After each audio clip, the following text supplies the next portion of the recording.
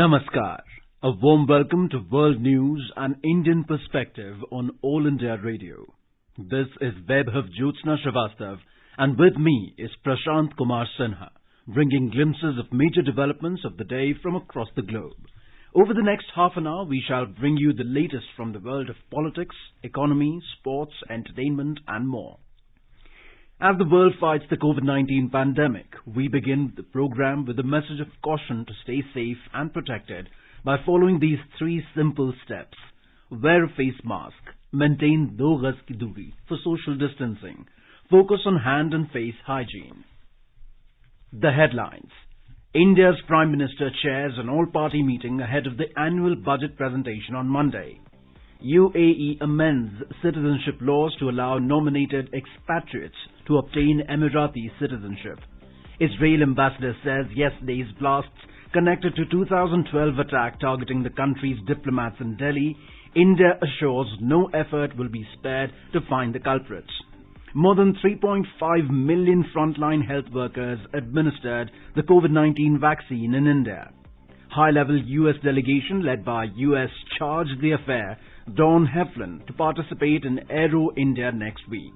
And India remembers the father of the nation, Mahatma Gandhi, on Martyrs' Day.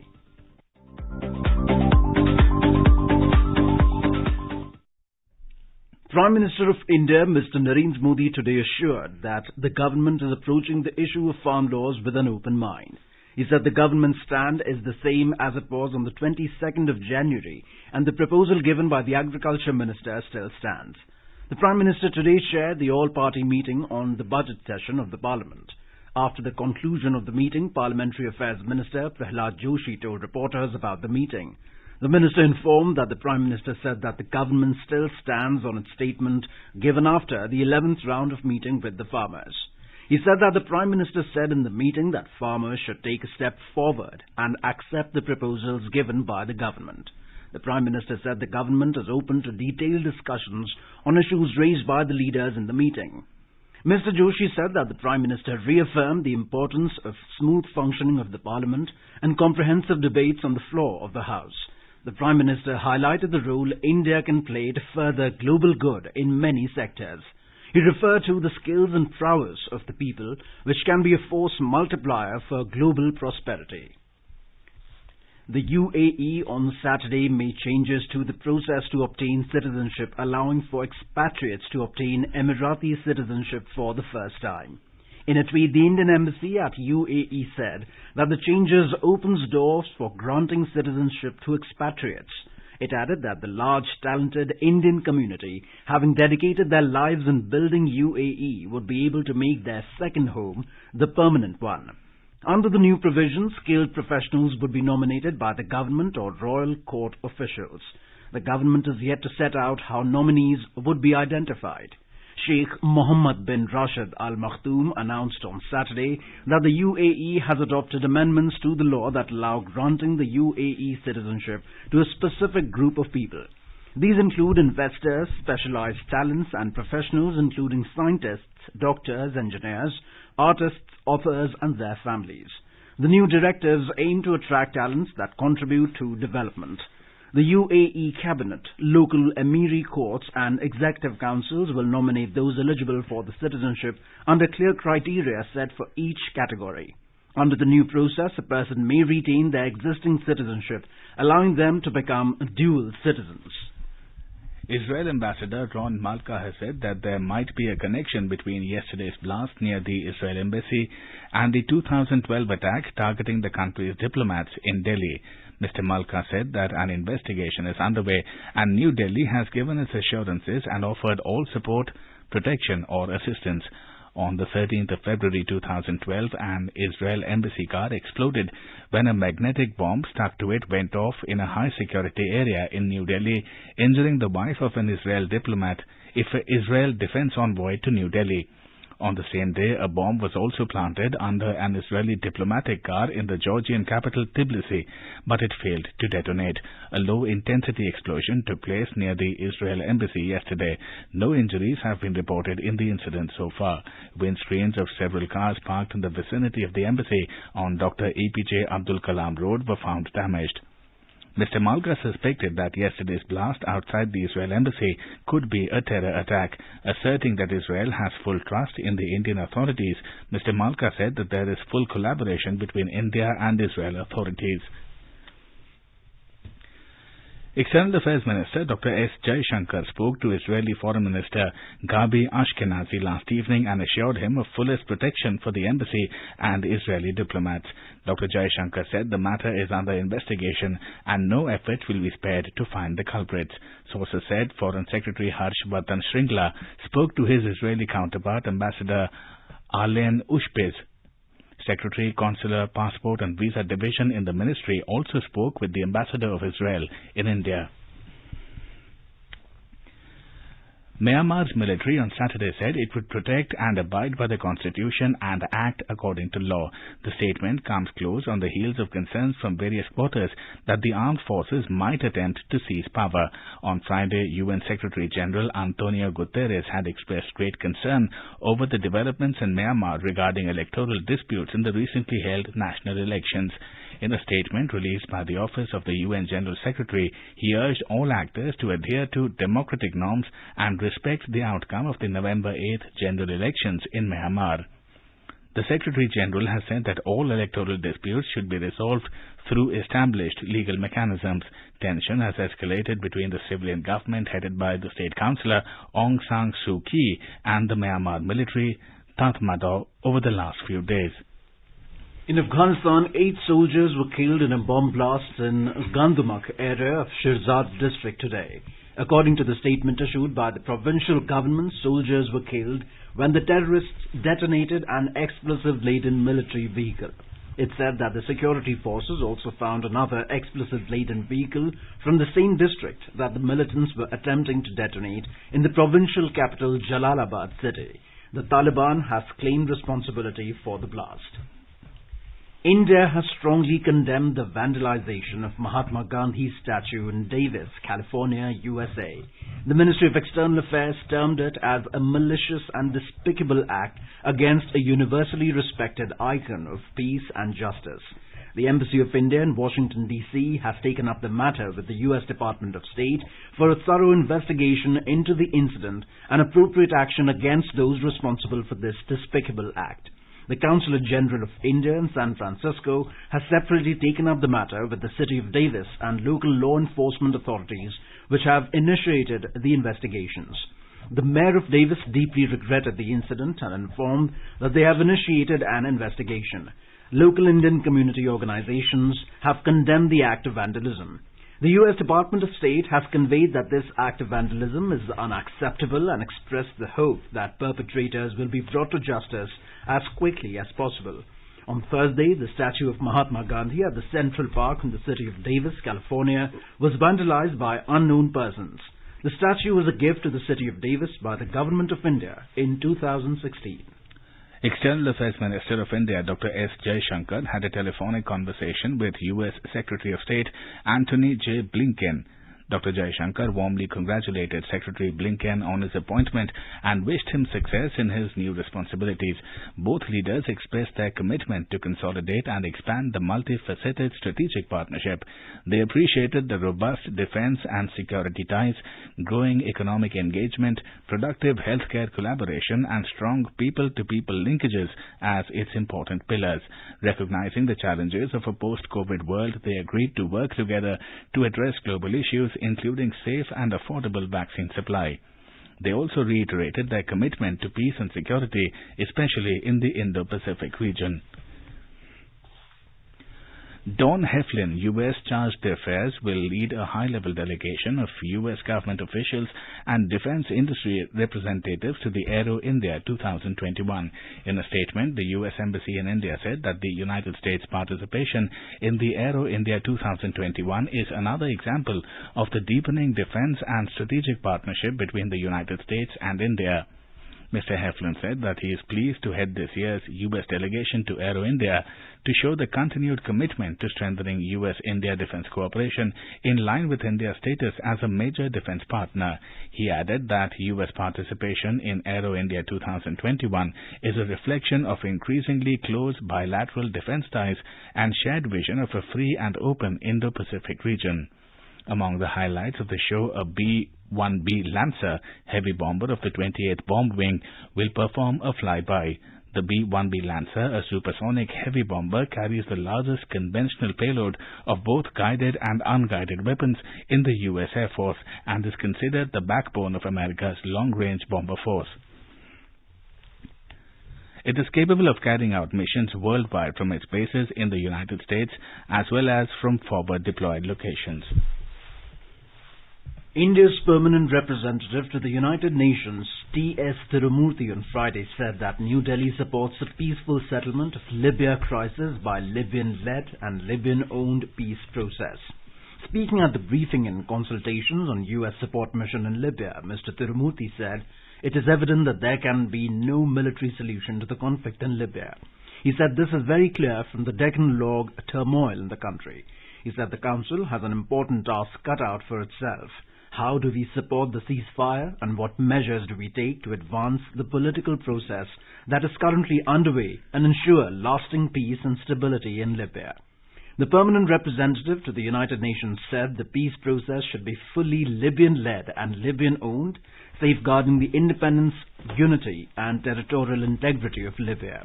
He further said that it is also important that the international community and the Security Council fully support the efforts geared towards peace and stability in Libya and ensure full commitment to all aspects of the ceasefire agreement. This is All India Radio giving you the world news. The third type of corona vaccine may soon be available in India. The Serum Institute of India's CEO, Adar Poonawalla, said that the company has applied for trials of Covovax, a vaccine of Novavax. In a tweet, he said that Covovax may be launched by June 2021 in the country. As per the statement shared by Novavax, Covovax has shown efficacy of 89.3% in its Phase 3 clinical trials conducted in the United Kingdom. The study assessed efficacy during a period with high transmission and with a new UK variant strain of the virus emerging and circulating widely. It was conducted in partnership with the UK government Vaccines Task Force. Novavax also announced successful results of its Phase 2B study conducted in South Africa. Stanley C. Erck, President and Chief Executive Officer of Novavax, says it is the first vaccine to demonstrate not only high clinical efficacy against COVID-19, but also significant clinical efficacy against both the rapidly emerging UK and South Africa variants. The government has said that more than 37 lakh frontline healthcare workers have received the vaccination under the countrywide COVID-19 vaccination exercise till date. In the past 24 hours, more than 206,000 people were inoculated across 5,143 sessions. Rajasthan stands at top position with over 3,26,000 jabs, followed by Karnataka, Madhya Pradesh and Maharashtra. Health Secretary Rajesh Bhushan today reviewed the status of COVID vaccination with states and union territories. During the meeting, he advised states and UTs to improve the percentage coverage of COVID-vaccinated beneficiaries. He said there are many states and UTs that need to improve their performance. Mr. Bhushan pointed out that there is a huge scope for improvement in the number of average vaccinations per session.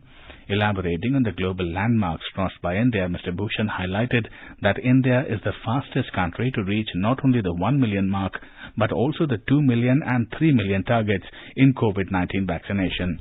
The Health Secretary pointed out that COVID-19 vaccine is available in sufficient quantity and technical glitches on the CoWIN platform have now been resolved.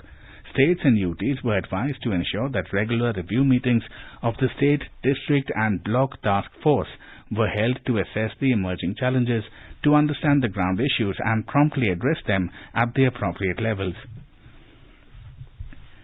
They were also asked to take the necessary steps to ensure that the vaccination certificates are issued to all vaccinated beneficiaries before they exit the session. Vaccination of the frontline workers shall commence from the first week of February.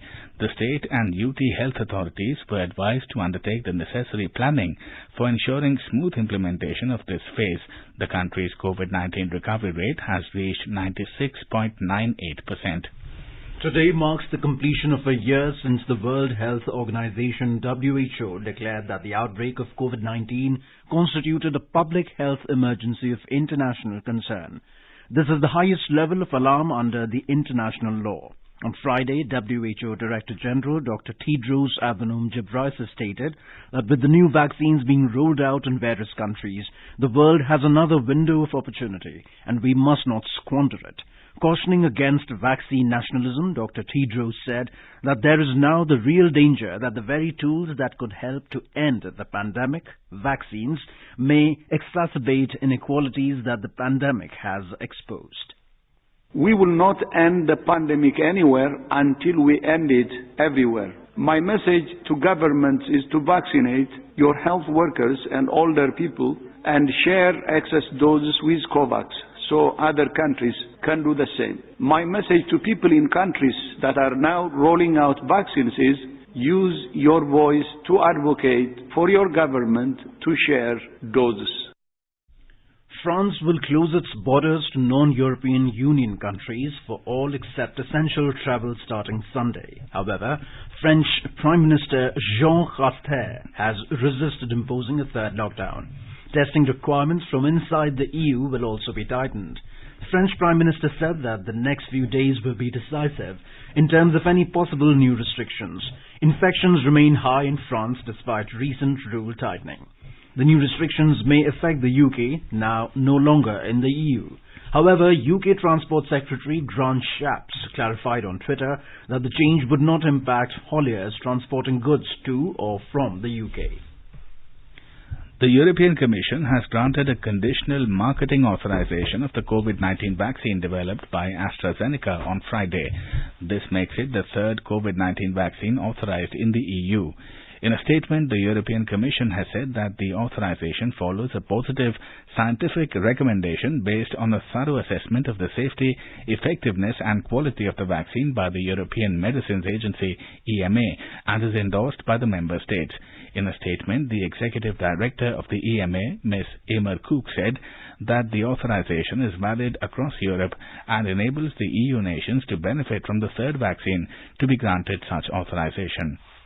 The recommendation to approve the AstraZeneca vaccine is based on data that shows the vaccine offers protection against COVID-19 with a reassuring safety profile. While the first two approvals for messenger RNA vaccines, the AstraZeneca vaccine is based on another technology. It's an adenovirus-based vaccine. This means that the vaccine uses a common virus from the adenovirus family that has been modified to carry a portion of the COVID-19 coronavirus called the spike protein. Adenovirus vectored vaccines are easier to handle than mRNA vaccines in terms of transport and storage, and this should simplify the logistics of rolling the vaccine out across the EU and hopefully can provide a boost to vaccinations in the member states.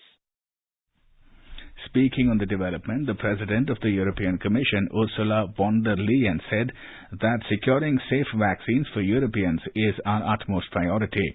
With the AstraZeneca vaccine now authorized, 400 million additional doses will be available in Europe. The Philippines has extended the partial COVID-19 restrictions in the capital Manila until the end of February in a bid to slow a spike in infections after year-end holidays. The Manila region, which is home to at least 12 million people, remains the epicenter for the outbreak in the Philippines. It has the second highest caseload in Southeast Asia. The Dubai on Saturday announced that it will roll out China's Sinopharm vaccine to the general public amidst a surge in coronavirus cases in the country. The Dubai media office said in a statement that the Sinopharm campaign will start on Sunday. It added that all Emirati nationals are eligible for the vaccine. Dubai began the first phase of the vaccination campaign in December with the COVID-19 vaccine produced by Pfizer and BioNTech. This is All India Radio giving you the news. For quick news updates round the clock, follow us on Twitter at AIR News Alerts. 3 steps to stay protected and stay safe from COVID-19. Wear face mask, 2 gaz ki duri to maintain social distancing, maintain hand and face hygiene. President of India, Ramnath Kovind, launched the countrywide Pulse Polio program for 2021 by administering polio drops to children less than 5 years of age at the Rashtrapati Bhavan on Saturday. The President and First Lady Savita Kovind administered polio drops to children on the eve of the National Immunization Day, which is observed tomorrow on Sunday. The day is also popularly known as Polio Ravivar. Around 17 crore children of less than 5 years of age will be given polio drops as part of the central government's drive to sustain a polio-free status of the country. The countrywide drive will be supported by about 24 lakh volunteers, 1.5 lakh supervisors and many civil society organizations, World Health Organization, UNICEF and the Rotary International. Under the program, healthcare workers will be visiting to as many as 2 crore households to ensure that no child is left without protection of the polio vaccine. Portugal has become the 7th country in the world to legalize euthanasia on Friday. Portugal's parliament voted to allow terminally ill patients to seek assistance from a doctor to end their life. The law legalizes the practice in certain cases and under strict rules. People aged over 18 will be allowed to request assistance in dying if they are terminally ill and suffering from lasting and unbearable pain, unless they are deemed not to be mentally fit to make such a decision.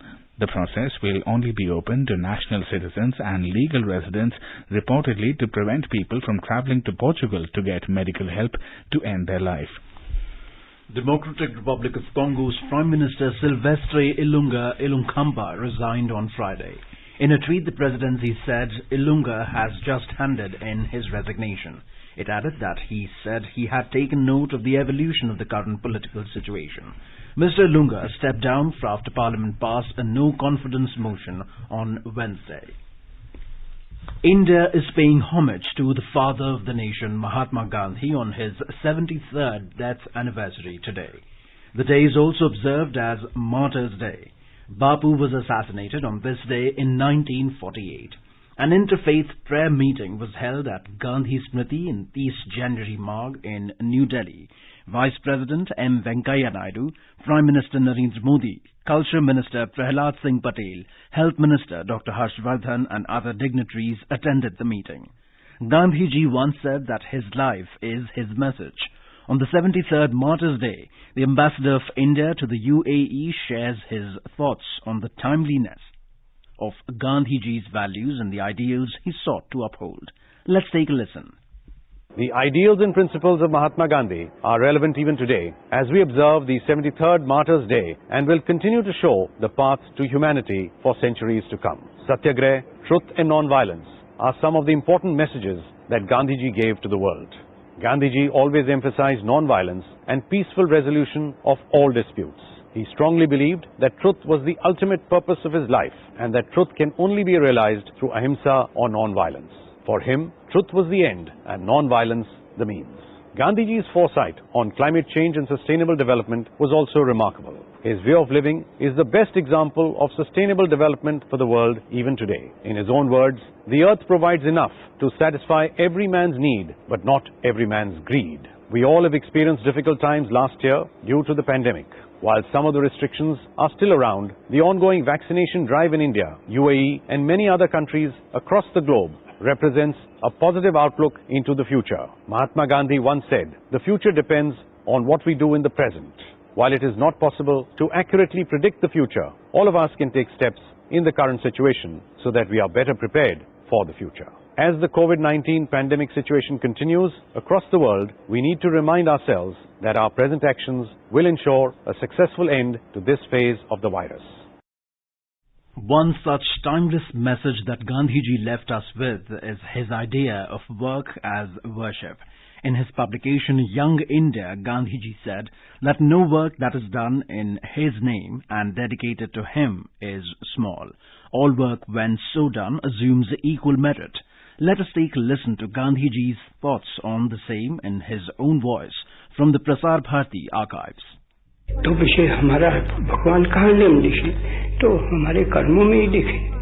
कर्म कैसे कि कुछंद है, स्वच्छंद है, वो तो कोई कर्म नहीं है, उसका नाम कर्म कहा ही नहीं जाता है। कर्म तो एक ही है कि जो यज्ञवत है, यज्ञ समझकर कुछ कर्म करते हैं, तो उसमें तो भगवान की स्थापना हम करते हैं अपने कर्म में, कैसा भी हो, लेकिन यज्ञ रूप है तो उसमें भगवान की स्थापना करते हैं। जैसे कि एक आदमी चरखा चलाता है, सूत काटता है, तो सूत का प्रत्येक धागा में वो भगवान का दर्शन करता है या तो करती है। किस शर्त से कि जब उसके दिल में ऐसा है कि मैं वो सारी दुनिया के लिए, यहाँ हमारी दुनिया भारतवर्ष है, तो भारतवर्ष के जितने गरीब हैं, जिसको खाने का भी नहीं मिलता है, उनके निमित्त से तो विषय दरिद्र नारायण के निमित्त से हम काटते हैं, तब हम इस एक धागा निकालते हैं, उसमें हम भगवत दर्शन करते हैं। Bhajans were an integral part of the Gandhi way of life. These bhajans capture his work, life and beliefs beautifully. Let us now listen to one such bhajan, Raghupati Raghav Rajaram.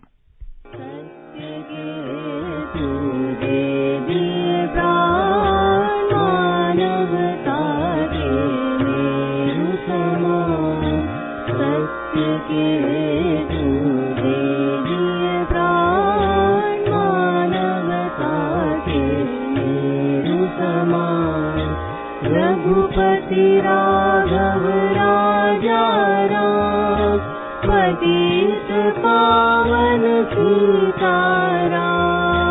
Raghupati Raghav राजा राम, पतित पावन Sitaram. Now let us take a look at the major developments around the world as reported in the foreign press. The Wall Street Journal has reported that the country's Attorney General has said that Pakistan will try to keep the man convicted of killing Wall Street Journal reporter Daniel Pearl in prison despite a Supreme Court order for his release. According to The Guardian, the EU is accused of Trumpian act over Northern Ireland vaccine threat.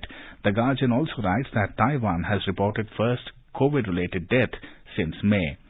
Gulf Times reports that British-Swedish drug maker AstraZeneca has been caught in the crosshairs after it said last week it should fall short of delivering promised vaccines to the EU by March because of production problems in Belgium. Moving on to sports, in tennis, India's Rohan Bopanna will pair up with Ben McLaren from Japan in the Australian Open. He will team up with China's Duan Yingying for the mixed doubles. In badminton, former Olympic silver medalist Matthias Bo from Denmark will coach Indian doubles pair Chirag Shetty and Satvik Sairaj Rankireddy in the lead up to this year's Tokyo Games. And in football, Newcastle defeat Everton 2-0 in the English Premier League. Arsenal will face off against Manchester United in an eagerly anticipated tie shortly from now. A quick look at the headlines once again. India's Prime Minister chairs an all-party meeting ahead of the annual budget presentation on Monday.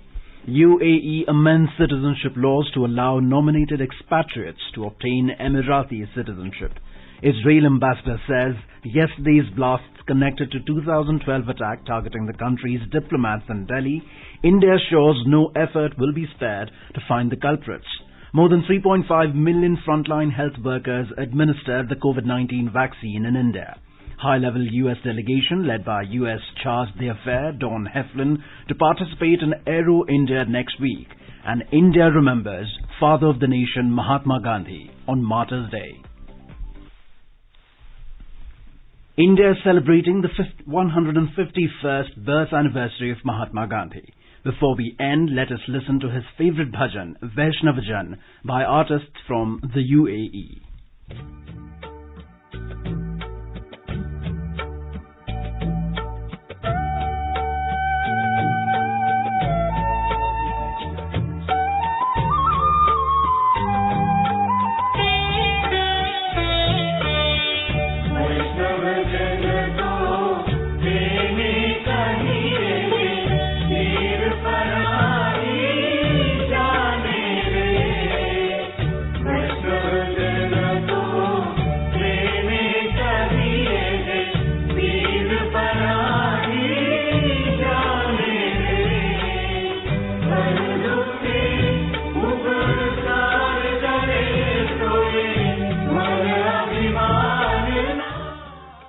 that, we end this bulletin. See you at the same time tomorrow with the next edition of World News.